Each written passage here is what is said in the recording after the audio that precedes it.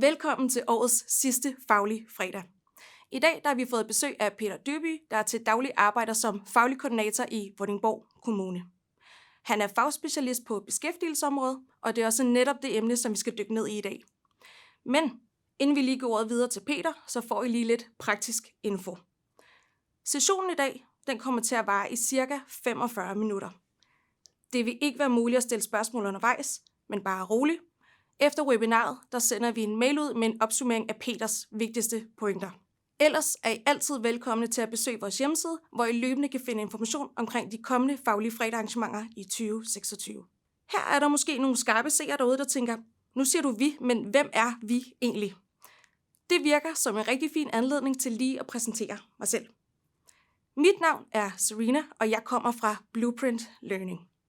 Blueprint Learning er en digital læringsplatform, der siden 2020 har været drevet som et joint venture med Schultz Information.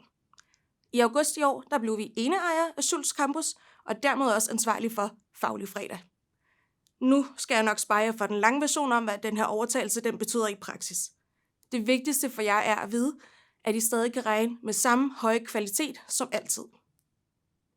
Og det får I et ret godt bevis på lige om lidt, når Peter han endelig får talepinden. For i dag, der skal Peter nemlig gøre os alle sammen klogere på beskæftigelsesområdet. For fra februar 2026, der står beskæftigelsesområdet over for store forandringer. Kravet om jobcentre forsvinder, kommunerne får større frihed, og ordninger som revalidering, ressourceforløb og jobrotation udfases.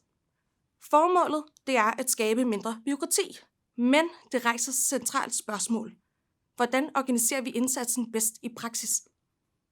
Det kan jeg ikke lige svare på, men det kan Peter heldigvis, så lad os bare kaste os ud i det. Peter, ordet er dit. Jamen, tusind tak for invitationen til at være med til endnu en faglig fredag. Og så vil jeg også sige til jer derude, mange tak for den store tilslutning. Det er rigtig dejligt at se, at den tilslutning, der har været til faglig fredag, den er altså bare kørt videre. Det glæder mig rigtig meget også at være tilbage og kunne præsentere et rigtigt aktuelt emne i det her regi. Beskæftigelsesreformen, det er jo nok et ord, der er blevet sagt rigtig, rigtig mange gange. Og det, jeg kommer til at beskæftige mig med i dag, det er den første del af beskæftigelsesreformen, og det er også derfor, den har fået et lille et-tal. Og det, man kan sige, det er mere specifikt, det er de vigtigste regler, der træder i kraft her først i 2026. Og det er altså det, vi kommer til at kigge på. Jeg skal nok lave det overordnede overblik, men det her bliver vores fokus. Jeg har sådan 3 mål med det her webinar, eller den her faglige fredag. For ligesom at sige, hvad er det, jeg håber, I tager med jer hjem, eller så at sige, tager med jer fra den her faglige fredag. For det første, så håber jeg, at det skaber et overblik over de ændringer, der kommer til at ske her først i 2026. Så I har det med jer. Og så ikke mindst også det her med, jamen hvad betyder de vigtigste ændringer helt konkret? Det er jo noget med at sige, jamen, hvad betyder det? Der bliver en masse ting, der bliver ophævet, afskaffet og sådan nogle ting. Jamen hvad står tilbage, når de her ting er ophævet? Og hvad skal vi så at sige fokusere på? Og i forlængelse af det, så vil jeg summere op lige til allersidst, fordi vi taler forenkling, og vi taler også frihed, altså frihed til at organisere sig. Jamen, hvad er det, der kommer til at ske? Og hvad betyder det reelt? Og kunne det være, at det også gav nogle udfordringer, og ikke bare være den her lettelse, som man kunne føle i første omgang? Hvordan arbejder man videre? Det er det, jeg håber, at kunne give nogle bud med hjem på fra det her webinar. Lad os bare lige tage et overordnet stort blik på beskæftigelsesreformen. Vi har jo, hvis man kan sige det på den måde, 2 dele af beskæftigelsesreformen, og der fokuserer vi jo så på den første del. Hvis man prøver at se på det i forhold til en tidslinje, så kan man sige, at så har vi første del, som er den, vi fokuserer på her i dag, og især først i anden. Og der kan man sige, det er det lovforslag, som nu er under behandling i Folketinget. Det som hedder L 66. Og det man kan sige, det er, at det forventer vi bliver vedtaget her i løbet af december måned, og så kan vi sige i hvert fald, at så ved vi, hvad der er lov per 1.2. og per 1.7. Fordi det her lovforslag indeholder begge dele. Og endelig, jamen så har vi også en anden del, og det er den, som vil træde i kraft 1. januar 27. Og der kan man sige, der har vi allerede 3 lovforslag i høring. Det vil sige, de ligger i høringsportalen med henblik på at få en masse høringssvar, sådan så man kan skærpe lovteksten og det hele taget lovforslaget, så det senere kan blive fremsat. Og forventningen er, at en del af det bliver fremsat før sommerferien, og en del af det bliver fremsat efter sommerferien. Men det er alt sammen noget, der skal træde i kraft 1. januar 27. Så hvis man er helt vild, så kan man ind på høringsportalen og læser allerede udkastene, der ligger derinde, med de forbehold, der nu kan være. Men altså det fremsatte lovforslag L66, det kan jeg da i hvert fald i den grad anbefale, at man kigger nærmere på, hvis man altså ikke allerede har gjort det. Det er jo store ting, vi har i spil her, og især også i anden del. En af de nye lovforslag, der kommer, det er jo faktisk en helt ny laplov, som vi kalder det i daglig tale. Endnu en gang, den her omgang, der holdt den jo kun i 6 år, eller 7 år måske, kan man sige, før der kommer en ny laplov igen. Men den skal jo målrettes den nye forenklede beskæftigelsesindsats, og det er jo rigtig spændende, også det, der kommer. Men i dag, og dagens emne er jo, at vi kigger på det, som sker lige om hjørnet. Altså, vi er næsten ikke kommet os over nytår før, at så skal vi lige pludselig til at forholde os til en række ændringer. Hvis vi kigger på det, så kan vi også se, at der er et mønster. Ophævelse, ophævelse, ophævelse. Ophævelse af revalideringsordningen, ophævelse af ressourceforløbsordningen, ophævelse af den obligatoriske læse-skrive-regnetest, som jeg så har tilladt mig her at forkorte, ophævelsen af en særlig pulje til uddannelsesløft, ophævelse af jobrotationsordningen. Ikke? Jeg skulle tro, at det hele er ved at blive nedlagt. Ikke? Men, altså, og så kommer der lige noget om kunstig intelligens, det vil sige, at man begynder nu at sige, at vi skal have lovgivet om brugen af AI i beskæftigelsesindsatsen, og det er også med i det her lovforslag. Og så ophæver vi igen, nemlig skærpet tilsyn.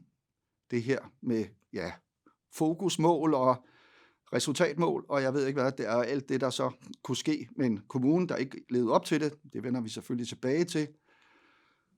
Og så kommer der nogle flere data ind til hjælp i virksomhedsindsatsen, og det er både til virksomheder, men det er altså også til kommuner og A-kasser, der får flere informationer ind omkring arbejdsmarkedet, som gør, at man måske kan forbedre indsatsen endnu mere.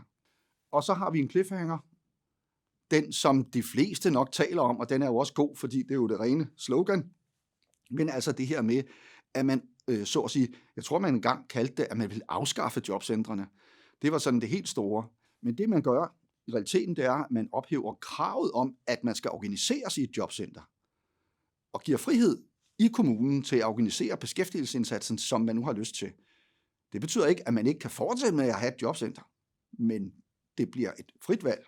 Så den cliffhanger, den har vi lige sådan til sidst. Så håber jeg så, jeg har fat i jer også på det tidspunkt. Og endelig så er der også en ting, der knytter sig til det, og det er nemlig det her med den kommunalpolitiske forankring af beskæftigelsesindsatsen. Og det synes jeg også lige kræver et par ord med på vejen. Meget aktuelt, også i forbindelse med kommunalvalget, og det, at man skal lave nye udvalgsstrukturer derude, jamen så bliver der lige en særlig pointe også i forhold til netop beskæftigelsesindsatsen. Endelig så vil jeg jo så lige zoome jer op, som jeg også sagde lige lidt før, at jeg vil lige zoome jer op og sige, hvad er det så i det hele taget, vi står med nu? Ja, så lad os tage fat på det egentlige emne her, og så siger vi, og det er en ordentlig en, vi tager fat på, nemlig den hæderkronede gamle revalideringsordning, som blev påbegyndt allerede i 1960 med revalideringsloven. Altså, hvor mange er stadig, hvor mange født i 1960 kan stadigvæk sidde med revalidering i dag? Ja, måske nogen, men det er godt nok, det er jo en hel generation. Revalideringsordningen har været en unik ordning. Den har simpelthen sørget for, at folk kunne blive omskolet. Den oprindelige idé var jo, at vi mangler arbejdskraft. Vi skal have folk ud, der på en eller anden grund, eller måske af helbredsmæssige grunde, ikke kan varetage deres erhverv, men skal omskoles til et nyt. Den har undergået forskellige forandringer over årene, men vi har jo stadigvæk stået med en ordning, også i det sidste stykke tid, som har givet for det første en rigtig pæn dagpengelignende ydelse under uddannelsesforløbet. Den har også sørget for, at man var fredet, når man var revalidant. Det vil sige, at man er per automatik ikke... der bliver ikke stillet krav om, at man står til rådighed for arbejdsmarkedet. Man har bare skulle gøre én ting, og det var at passe sit uddannelsesforløb eller omskolingsforløb. Der var mange ting, revalidering kunne indeholde. Og det, man kan sige, det er, at alt det her, det falder altså bort. Jeg er godt klar over, at revalideringsordningen ikke har været brugt så meget. Men jeg mener stadigvæk, at det er en helt unik ordning. Og det, man i hvert fald også skal være opmærksom på, det er, at hvordan skal folk så blive omskolet? Ja, i lovbemærkningerne siger man, jamen altså, så må man jo køre indsatsen på kontanthjælp. Og det har man jo også i høj grad gjort, når det ikke var egentlige revalideringsforløb. Revalideringsforløb har typisk været noget længerevarende, altså måske en helt egentlig uddannelse. Men her skal det altså ske på kontanthjælp. Og der knytter sig jo så nogle andre vilkår til det. Nemlig for det første, at man som udgangspunkt skal stå til rådighed for arbejdsmarkedet, så bliver man nødt til at lave regler om, at man skal undtages for det, hvis man skal have lov til at fokusere på sin uddannelse, for eksempel. Og så er der jo alt det her med ægtefællens indtægt og kontanthjælpsreglerne og sådan noget, som kan gøre, at den person, der måske kommer fra sygedagpenge eller skal omskole til revalidering og egentlig skulle have haft kontanthjælp, slet ikke kan få noget udbetalt. Så siger lovbemærkningerne, så må de jo få indsatsen som ledige selvforsørgende. Men hvordan vil de ting komme til at køre, når de ikke får nogen ydelse, og måske skal igennem et forløb, jamen så skal de ind og finde andre muligheder. Det er der ingen tvivl om. Så lad os se også, hvad det hele bliver erstattet af. Det er jo det, der er pointen her.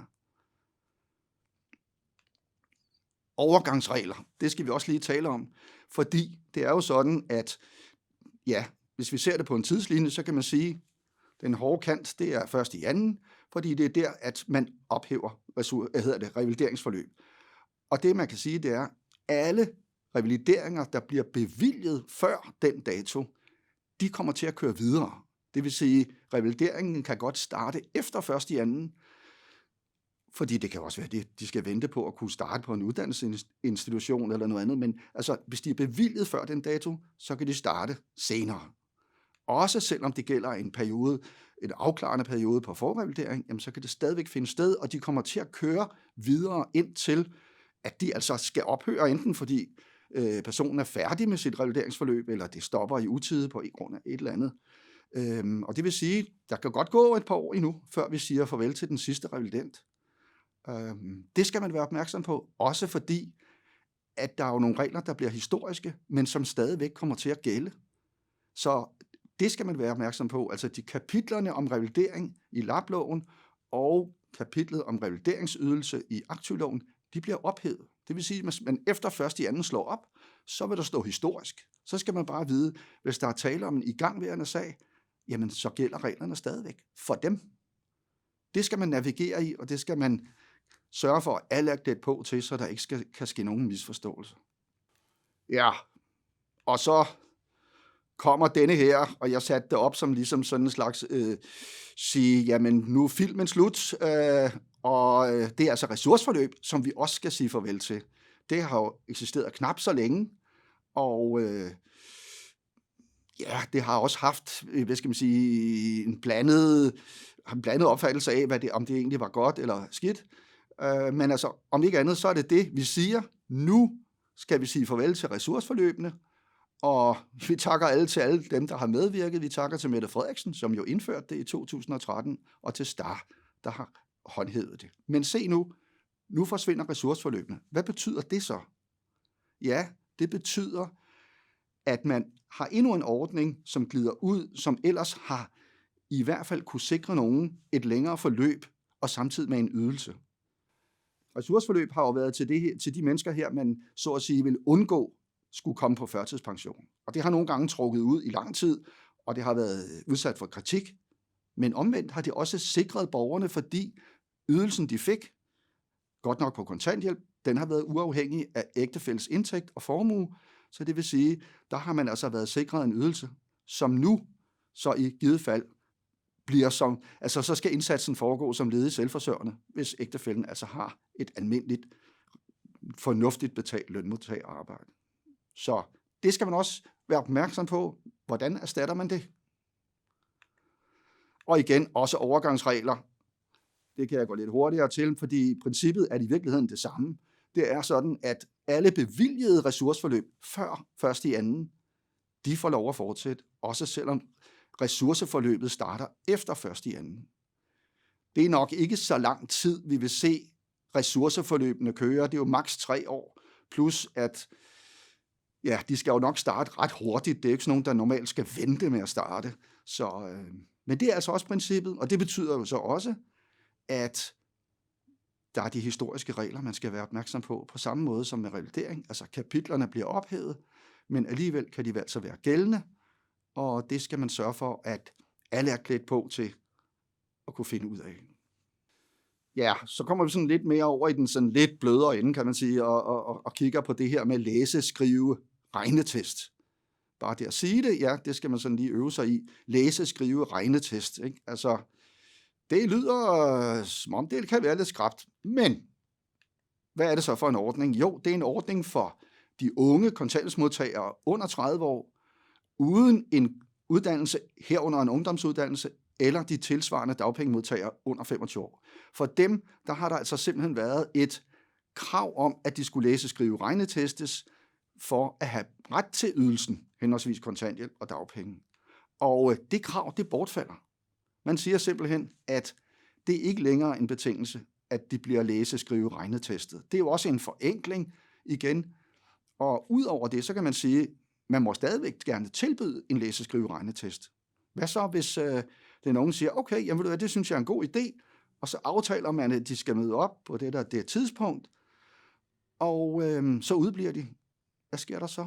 Ikke noget, fordi borgerne har ret til det, og der er altså ikke nogen sanktion, hvis de udbliver fra testen. Så det er i den grad en ret, som ikke samtidig forpligter.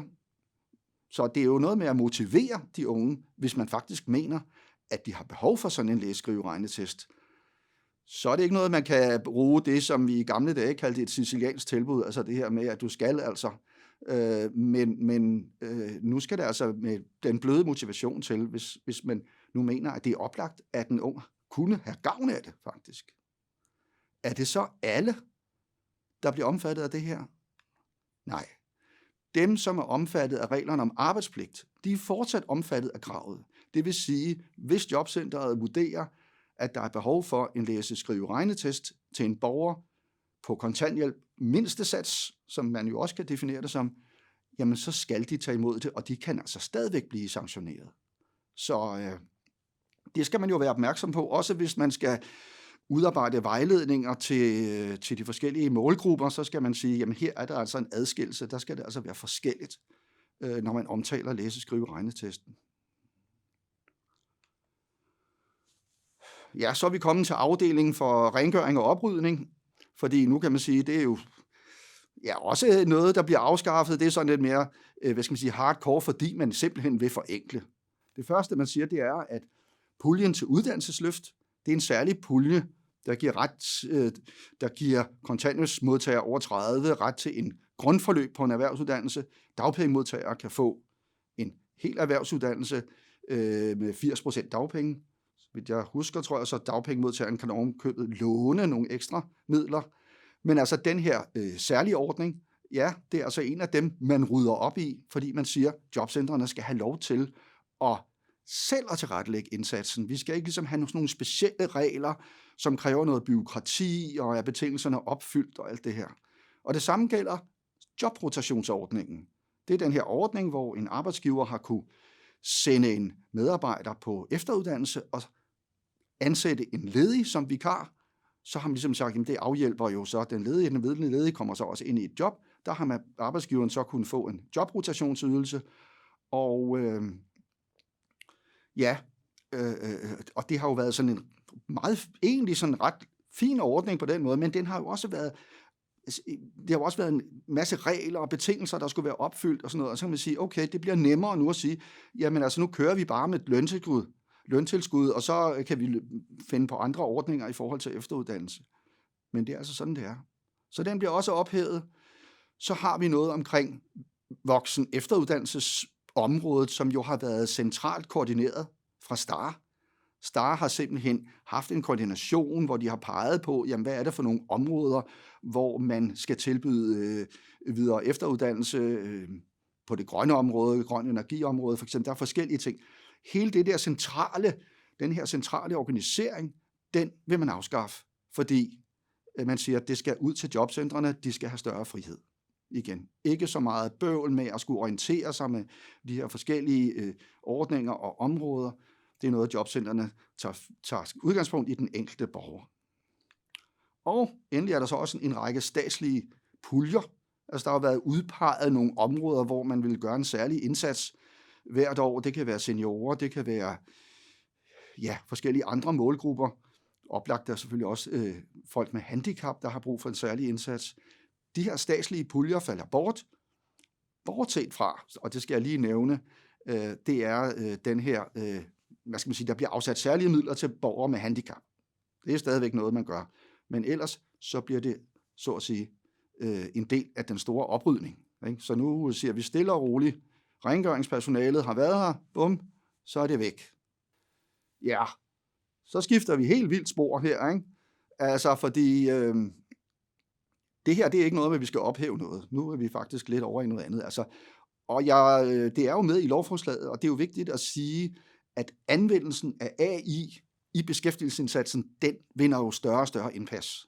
Altså, der er jo flere og flere løsninger, der henvender sig til sagsbehandlere og til borgernes jobsøgning og alt det her, som gør, at man kan, så at sige, automatisere dele af en proces, eller man kan sige i hvert fald assistere både borgere og medarbejdere i kommuner og sagsbehandlere, altså i det hele taget. Også både STAR og kommuner og A-kasser. Men det, man siger, det er, at vi skal have klar lovhjemmel, så vi ved, hvad sætter rammerne for, hvordan man bruger kunstig intelligens i beskæftigelsesindsatsen. Og det gælder både de systemer, som opfylder definitionen på at være kunstig intelligens, og også de systemer eller programmer, som ligner til en forveksling, men måske ikke decideret er at definere som kunstig intelligens. Så alle de her typer af systemer, som kan hjælpe og assistere digitalt, jamen de vil være under denne her lovhjemmel, som så at sige så, hvis detaljer bliver nærmere fastsat i en bekendtgørelse. Det gælder både, når STAR skal anvende kunstig intelligens i forskellige løsninger, og det er så også på det kommunale niveau. Og hvad er det så for nogle ting, det handler om? Ja, det handler jo om borgerens jobsøgning, for eksempel. Hvordan kan man lave systemer, som vi allerede jo ser i dag, altså for eksempel selvbetjening, hvor borgeren kan gå ind og få sig en idé om, hvad for nogle jobs de kan søge, allerede inden de har haft kontakt med kommunen. Nu skal jeg jo ikke sige jobcenteret mere, eller nej.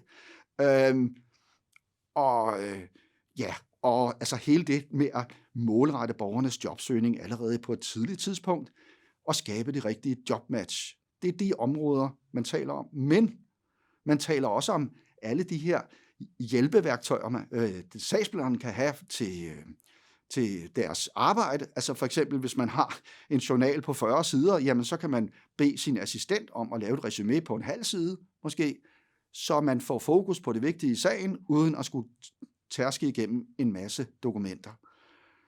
Eller i det hele taget sagsbehandlingen, altså at man kan få hjælp på forskellige måder til, så at sige, mere smidigt at gøre sagsbehandlingen, føre den igennem, og ikke mindst alt, hvad man skal registrere i det hele taget, så fokus kan blive på samtalen med den enkelte borger. Men altså, det, der støtter sagsbehandlingen, det, der støtter de forskellige opgaver, som beskæftigelsesmedarbejderne har, jamen, det er jo noget af det, som allerede er ved at vinde indpas. Syntetiske data er vi lidt oppe i en anden sfære. Det er jo altså de her, fiktive data, man bruger, man danner for at overhovedet at kunne afprøve nye systemer i det hele taget. Altså man har brug for nogle syntetiske borgere til for eksempel at teste nogle forskellige systemer, når der kommer nye systemer eller nye funktionaliteter i det hele taget. Så det bliver også omfattet. Og altså også, når man bruger AI i forbindelse med udvikling og træning, dels af medarbejdernes kompetencer, men altså også nye systemer, programmer, løsninger, der kan forskellige ting, jamen de skal jo så måske have i en udviklingsperiode, før de kan frigives. Der skal man også anvende det. Men bare lige en lille streg i sandet. Ikke profilering. Mere specifikt handler det jo om, at man vil endnu ikke ligesom give lovhjemmel til, at man kan, så at sige, automatisere en sag på den måde, at man også kan få en automatisk afgørelse. Det vil jo være sådan, det har man jo talt rigtig meget om, at AI på et eller andet tidspunkt selv kan komme frem med en afgørelse. Sådan så har man ikke brug for sagsbehandleren mere. Så at sige, det vil man stadigvæk ikke give lovhjemmel til, fordi man er stadigvæk ikke der, hvor man kan stole helt måske på de automatiske afgørelser. Så den der profilering, den skal ikke være med i lovhjemmelen. Ja, så er der en af dem, som de ordninger, eller hvad skal man sige, regelsæt, som måske ikke er elsket så mange steder, men det er nemlig det her med skærpet tilsyn. Det er det, der har handlet om fokusmål og resultatmål. Altså der er hvert år fastsat nogle fokusmål og resultatmål, og dem har kommunerne skulle leve op til. Og det vil sige for eksempel, hvor mange samtaler har man holdt dem til tiden, hvor mange tilbud har man givet og sådan nogle ting. Og det har været fokus på selve indsatsen som sådan. Og der er det, man kan sige, at det jo handler om de her såkaldte proceskrav. Det her med, at jobcentrene har skulle fokusere på processen. Og der er det, at man siger, at det har fyldt for meget fra jobcentrene, at de hele tiden kiggede på, jamen har vi nu gjort alting rettidigt? Og det måske har taget tiden væk fra rent faktisk at få nogen i arbejde. Så det vil man altså afskaffe. Og så altså også det her med, at hvis de kommuner, der ikke havde levet op til reglerne, jamen de ville jo blive sat under skærpet tilsyn. Og det vil sige, så skulle de genoprette indsatsen inden for 9 måneder, eller måske med forlængelse, men altså hele det der med, at man har været så opmærksom på, om man nu har overholdt det her. Jamen, den fokus behøver man ikke have på samme måde, fordi STAR kommer altså ikke efter en i forhold til de her fokusmål. Omvendt, jamen så skal vi til at kigge på resultater. Det er det, der ligger der ligger i skuffen her. Altså, det er det, der kommer som det næste, det er, at der skal fokus på resultater. Der skal komme en ny model, som fokus på varig beskæftigelse. Altså, der vil man måle på resultaterne. Og så vil man også måle tilfredsheden hos henholdsvis borgerne og virksomhederne. Det er den nye model, der skal komme. Vi kender den ikke endnu. Den er på vej, den skulle komme i anden halvdel af beskæftigelse, i forbindelse med anden halvdel af beskæftigelsesreformen. Lige nu, der ved vi bare, at det skærpede tilsyn, det bortfalder, så man behøver ikke sidde og være bange for, at rettidigheden glider lidt, fordi så får man ikke dem pisken over nakken på samme måde her, som man har gjort tidligere. Hjælp til indsatsen, ganske kort, det vil jeg ikke sige så meget om, også fordi, at det er sådan mere ude end noget for helt specialister, vil jeg sige, nørder, der sidder på, så at sige, dataområdet i forhold til at udvikle beskæftigelsesindsatsen, men der bliver et udvidet datagrundlag omkring løn- og arbejdsvilkår, som virksomheder kan bruge, når de skal dokumentere deres sociale ansvar. Og kommunerne skal så også i forbindelse med det her udvidede datagrundlag, så har STAR besluttet, at det skal altså kunne stilles til rådighed for kommunerne, sådan så at de måske kan forfine og forbedre indsatsen endnu mere. Flere oplysninger fra virksomhederne. Det gælder også A-kasser, der skal få mulighed for at få gavn af det her. Flere oplysninger fra virksomhederne. Det er jo sådan, bare for at sætte en streg under det. Der er flere detaljerede oplysninger om arbejdsforhold og lønvilkår og sådan nogle ting, som kan bruges. Det hele bliver forankret i det fælles datagrundlag. Men vi må se, hvordan det kommer til at se ud. Så er vi nået til cliffhangeren, og her der kan vi sige, enten så er vi lukket inde i et jobcenter, eller også har vi den her frihed. Så man mangler bare lige en båd, hvor man kan sejle ned ad den der flod, og så bare komme til det forjættede land i beskæftigelsesindsatsen. Eller skal man blive i det der indelukkede jobcenter. Ikke? Sådan kunne man godt fremstille det. Det vil jeg ikke nødvendigvis gøre. Jeg vil sige det på den måde. Det bliver ikke længere et krav, at man har et jobcenter. Det betyder ikke, at man ikke kan fortsætte med det, og der er rent faktisk ret mange jobcentre, eller kommuner, der har tilkendegivet, at de gerne vil fortsætte med jobcentermodellen, fordi de mener, at det er noget af det, folk, borgere og virksomheder er vant til. Så derfor så vil man ikke lave de store ændringer. Det kan man jo også vente med. Der er også andre, der har sagt, nu ryster vi posen, nu starter vi helt forfra. Og altså, man kan jo sige, det at man kan organisere den frit, det betyder jo, at man kan, for eksempel, jeg kan jo ikke lade være at tænke på min egen arbejdssituation, jamen for eksempel i et ungecenter, der får man frihed til at sige, jamen hvis vi vil organisere det på tværs af nogle forskellige lovgivninger eller noget, altså hvor vi også får beskæftigelsesindsatsen ind, samtidig med at vi arbejder med unge, også under 18 år og sådan nogle ting. Der er jo nogle snitflader der, hvor man kan gøre livet lidt nemmere. Så det kan jo give nogle fordele. Men ja, der er jo sikkert lige så mange løsninger, som der er kommuner derude, og det bliver jo spændende at se. Jeg vil lige sige, det lille bare fokus på, at samtidig med det her, så bliver det stadigvæk sådan, at der stilles krav om, at man har én indgang for virksomhederne. Virksomhederne, de skal have én instans, de kan gå til, hvis de har brug for jobcentret. Fordi ellers bliver det for forvirrende for virksomhederne, hvis der er 117 steder, de skal henvende sig. Så det bliver stadigvæk et krav. Og så skal, beskæftigelsesindsatsen også forankres politisk i en overgangsfase i et bestemt politisk udvalg. Der bliver jo sikkert talt udvalgsstrukturer og alt muligt i alle kommuner lige nu, så det er jo meget aktuelt. Men man kan sige, at man må ikke splitte beskæftigelsesindsatsen op i flere forskellige udvalg. Det skal være i samme udvalg. Hvilket udvalg det er, og hvad det hedder, det er der ikke nogen regler om. Men altså, det skal forankres i et bestemt udvalg for at sikre en politisk fokus i en overgangsfase i den her frihedsrus. Jeg skulle lige til at sige rus, men altså den her frihedsovergang. Ikke? Altså så, lidt politisk skal der holdes fast i det, kan man sige. Ja, og så er vi jo kommet til, det sidste, og netop min afsluttende pointer omkring hele det her med beskæftigelsesreformen. Og der kan man sige det på den måde. Færre proceskrav, ikke?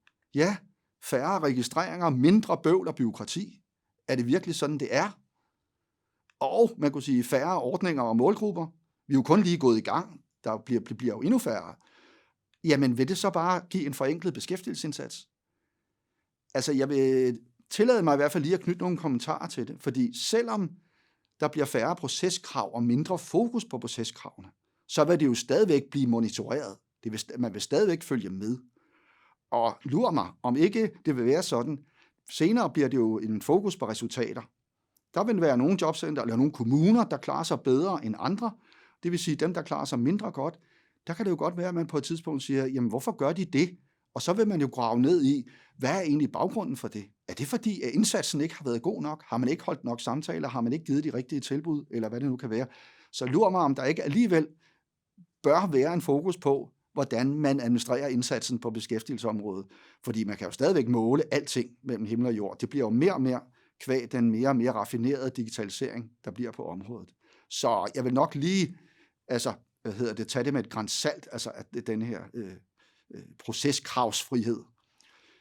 Og det der med målgrupperne, ja, en forenklet beskæftigelsesindsats, både ja og nej, vil jeg sige, fordi det er jo ikke sådan, at når du ophæver en ordning, så er det jo ikke sådan, at borgerne forsvinder. Altså, revalidenten forsvinder jo ikke, fordi du ophæver revalidering. Revalidenten forstået som den borger, der har det særlige behov for at blive omskolet. Altså ligesom, hvis du afskaffer ressourceforløb, så er der jo stadigvæk borgere, der har brug for måske en længerevarende afklaring, for at de kan undgå at komme på førtidspension. Så på den måde vil der jo stadigvæk være en række borgere, der har forskellige behov for indsats, og det kræver jo en vis organisering og en vis struktur trods alt. Og altså også, måske i ovenkøbet i virkeligheden, at man selv så opfinder en række forskellige målgrupper, så man kan organisere hele indsatsen på en fornuftig måde. Jeg tror ikke, man kommer udenom det. Så tillad mig at være lidt skeptisk, trods alt, midt i glæden over alt det forenkling, vi får. Og tusind tak til Peter.